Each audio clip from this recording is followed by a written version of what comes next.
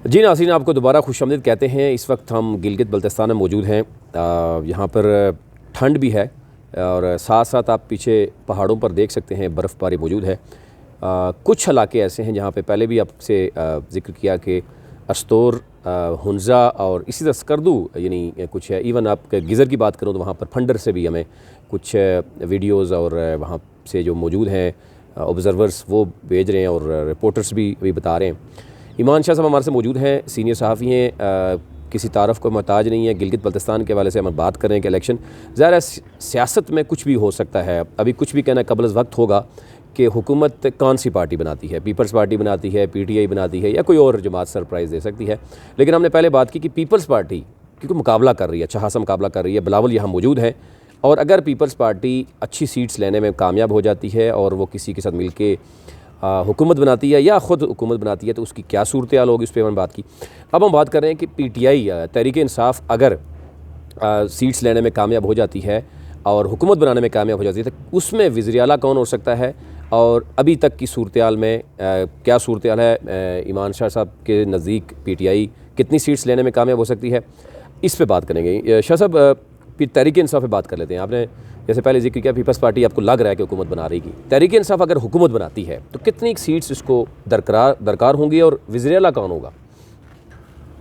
PTI के लिए जो है वो सीट्स की जो होती है वो ज़ाहिर है टेक्नोक्रेट्स और ख़वातीन की नशस्तों के साथ जो है ना आपने 16 या 17 पे जाके हुकूमत बनानी है। सही।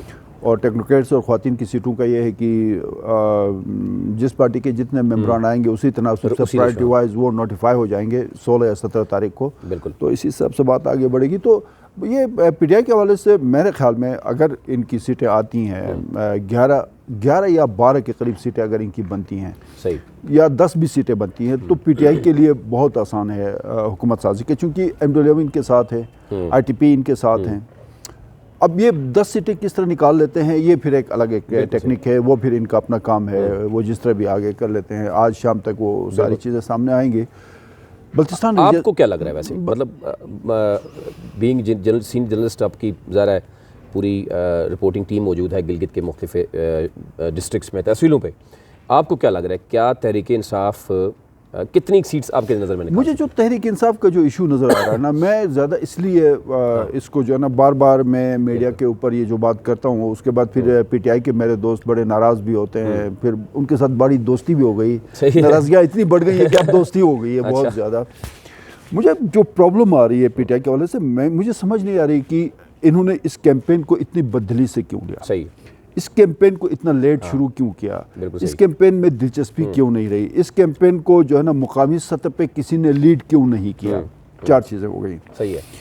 गंडापुर ने अगर ऐलानात करने थे तो वो तो वफाकी वज़ीर अमूर कश्मीर और इंचार्ज वज़ीर गिलगित बल्तिस्तान 2018 से चले आ रहे हैं। बिल्कुल, उसको 10 दिन गिलगित में बैठना चाहिए था। ये सारे 4 अजला के ऐलानात, 3000 वोटों की जगह पे 3 अरब रुपए देने की बातें, पता नहीं तहसील को ज़िला बनाने की बातें, ये सारे मामलात इसको 2-3-4 महीने पहले आके इन मामलात को करके अभी तक कम अज़ कम ये अगर एक काम कर जाते ना, जो हाफिज़ ने 4 अजला का ऐलान किया था, सही है, तांगीर, दारेल, रोंदू, यासीन और गुपिस, ये 4, यासीन गुपिस एक ज़िला, रोंदू एक ज़िला, तांगीर एक ज़िला, दारेल एक ज़िला, अगर इस पे अमल दरामद होता, डिप्टी कमिश्नर्स वहाँ पे जाते तो मेरे ख्याल में फिर PTI के लिए कोई मुश्किल ही नहीं था, क्योंकि लोगों को ये एतमाद में आ जाता कि PTI वाकई दिलचस्पी ले रही है अवामी मसाइल के हल में और यहाँ के मामलात के ऊपर।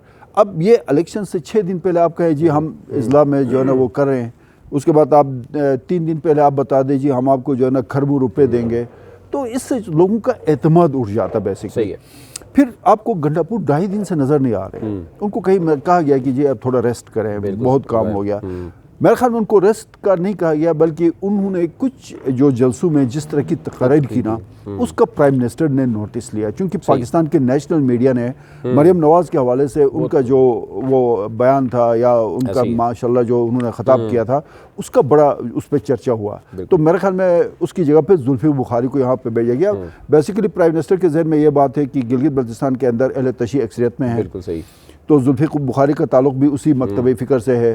वो वहाँ पे जाएंगे तो उनका बड़ा जो है ना पुरजोश इस्तकबाल होगा और सारा कुछ होगा। तो जुल्फी बुखारी को भी प्राइम मिनिस्टर अगर 1 महीना पहले भेज देते। तो आप आखिरी दिनों में जब आए हैं तो उनको वो रिस्पांस नहीं है। कल हम एक कैंडिडेट के पास बैठे थे, क्योंकि कंपेन आपको पता है एंड हो रही थी, तो वो भी हल्का 2 के कैंडिडेट थे। उनको कॉल आई अली मीन गंडापुर के, हमारे बैठे हुए, तो उन्होंने कहा जी कि अगर आप हमारे कैंडिडेट के हक़ में दस्तबरदार हो जाते हैं तो हम आपको एडजस्ट करेंगे। तो मुझे फिर उससे अंदाज़ा हुआ कि वो ये शायद बिहाइंड द सीन कहीं काम कर रहे हैं, कॉल्स की हद तक शायद वो एक्टिव रहे हैं, फ्रंट पे कहीं नज़र नहीं आ रहे, कुछ दिनों से नज़र नहीं आ रहे। तो ये जो सूरत हाल है ना, इससे जो ना थोड़ी सी पब्लिक को भी, चूँकि यहाँ के जीबी के लोग मेरे ख्याल में पोलिटिकली इनमें मैच्योरिटी बहुत आ गई है। सही है। और इसका एक क्रेडिट जाता है सोशल मीडिया को। 2015 में सोशल मीडिया जीबी के अंदर इतना एक्टिव नहीं था। सही है। अब इस 5 साल में सोशल मीडिया में एक पूरा इनकलाब बर्पा कर दिया है। ठीक है। यहाँ के लोगों में एक बहुत बड़ा एक ट्रेंड है, यहाँ लोगों के पास पैसे बहुत ज़्यादा नहीं है, यहाँ लोग कारोबार में बहुत दिलचस्पी नहीं रखते। यहाँ के लोगों का एक मिजाज है कि वो अपने बच्चों को बेहतर तालीम दिलाएं। बिल्कुल सही। एजुकेशन का जो रेशो है, जब आपके पास एजुकेशन ज़्यादा है तो फिर आप ना वो सोशल मीडिया का असरात उस पर बहुत ज़्यादा पड़ जाते हैं। सो ये कुछ चीज़ अवामिल है जिसकी वजह से मैं बार बार कहता हूँ कि पीटीआई ने अपना नुकसान किया है। फिर इनका अपना तंजीमी सेटअप जो है ना यहाँ कंप्लीट नहीं है। फिर अंदरूनी जो इख्तिलाफात है वो बहुत ज़्यादा हैं। जहाँ पे एक कैंडिडेट को टिकट मिला वहाँ पे इनके अपने बंदे उसको हराने के लिए जो है ना हर हरबा इस्तेमाल कर रहे हैं। उनको काबू पाना चाहिए था टाइमली। वो टाइम गुजरने के बाद जब आके इन्होंने काम शुरू कर दिया, मसलन आप जो बात कर रहे हैं किसी कैंडिडेट को बता रहे आपको एडजस्ट करेंगे, उसी कैंडिडेट को 10 दिन पहले कर देते। तो मेरे ख्याल में अब ये अली बिन गंडापुर ने अपना एक मुशीर रख लिया सिकरदू में। अब मुझे ये समझ नहीं आ रही कि अमूर कश्मीर का पहली बात है कोई मुशीर होता नहीं।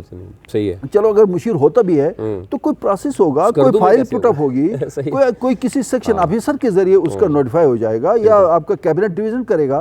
तो आप एक लेटर हेड के ऊपर हैंड राइटिंग में लिख देते जी हमने इसको मुशीर नीचे अली बिन गंडापुर से खुद दस्तखत करते हैं। तो ये जो चालाकियां है ना ये बहुत ज्यादा एक्सपोज होती जा रही है। अच्छा, इन सारी चालाकियों को इन सारे तहरीक इंसाफ को जो नुकसान पहुंचाने वाले अवामिल ये सारे शामिल कर रहे हैं। खान साहब का यहाँ विज़िट होना 1 नवंबर को, एक उनका वादा या जो भी दावा सामने आया है कि हम सूबा बनाएंगे।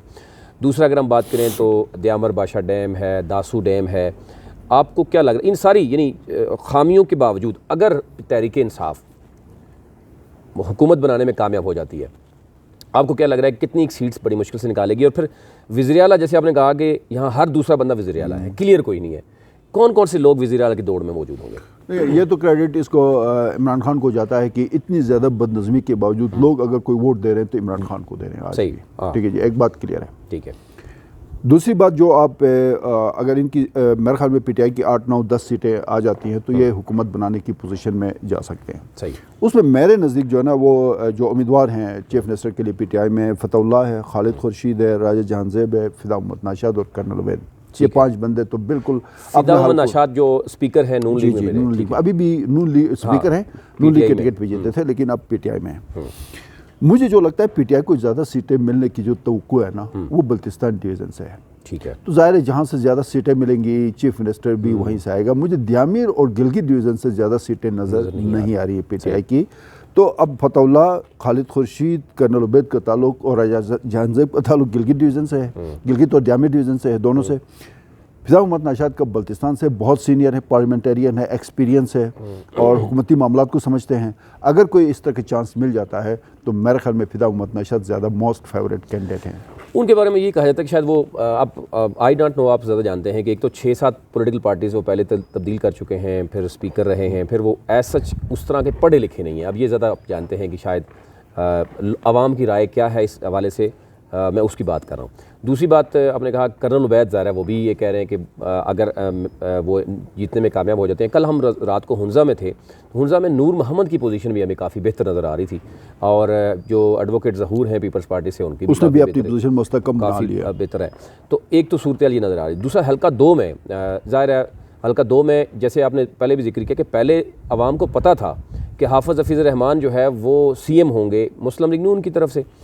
क्या फ़तेहुल्लाह, क्योंकि आप भी यहाँ पे मौजूद है, क्या फ़तेहुल्लाह इस चीज़ को कैश कर सकेंगे कि अगर वो जीतते हैं इलेक्शन या कैंपेन में कहीं उन्होंने शो किया है कि वो वज़ीर आला बन सकते हैं?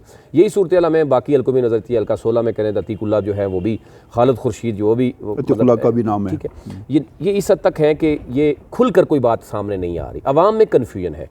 तो आपको क्या लग रहा है कि इनमें से कौन सी सीट निकल सकती है क्या अतीकुल्ला सीट निकालने में कामयाब होंगे, कर्नल उबैद, फ़तेहुल्लाह, खालिद खुर्शीद या फ़िदा मोहम्मद नशात? इनमें से आपको मजबूत कैंडिडेट कौन से नज़र आ रहे हैं? फ़िदा मोहम्मद नशात सबसे मजबूत है जो सीट निकाल सकता है, बाकी सारे जो है ना वो हम कन्फ्यूजन, बहुत कन्फ्यूजन है।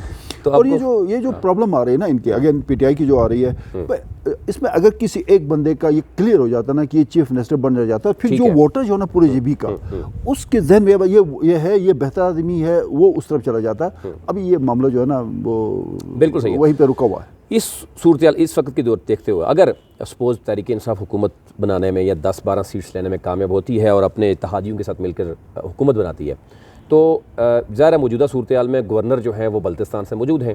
तो आपको क्या लग रहा है? गवर्नर चेंज होने जा रहा है सर। गवर्नर चेंज होने जा रहे हैं, तो गवर्नर कौन आ सकता है और सीएम कौन आ सकता है? गवर्नर जो है आपका जो अभी इलेक्शन करवा रहा है उसके साथ बहुत सारे वादे वईद हुए हैं इस्लामाबाद में, और फवाद चौधरी के साथ जो मुलाकात हुई है उसमें बहुत सारे मामला, क्योंकि देखें यहाँ पे बैलेंस होता है, शिया सुन्नी इस्माइली, यहाँ पे जो वो लेबनान वाला निज़ाम है, एक सदर है, एक वज़ीर-ए-आज़म है, एक गवर्नर। मैं ये पूछ रहा हूँ, सीएम जो मौजूदा केयर टेकर सेटअप के सीएम है वो गवर्नर हो सकते हैं या इलेक्शन कमीशनर? नहीं, जो कोई इलेक्शन जो करवा रहा है इस वक्त जो सबसे ज़्यादा एक्टिवली परफॉर्म कर रहा है। अच्छा, वो मतलब आप समझते हैं कि गवर्नर हो सकते हैं।